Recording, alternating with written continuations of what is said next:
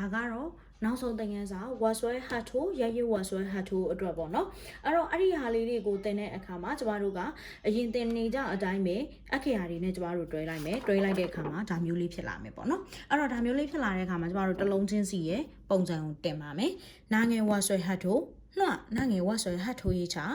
နှွားနာငယ်ဝါဆွဲဟတ်ထိုရေးချဝတ်ဆက်နှလုံးပေါင်း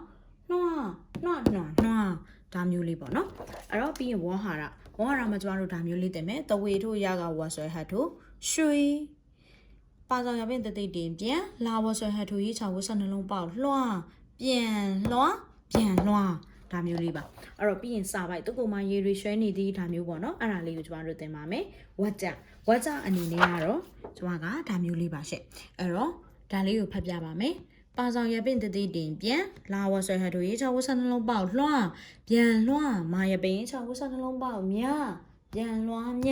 ပါဆောင်ရပင်တသိတင်ပြန်တဝီတို့နိုင်ငယ်နေတညတ်တတိပြန်လွှားမြပြန်နေသည်ဒါမျိုးလေးသင်ရပါမယ်ရှင်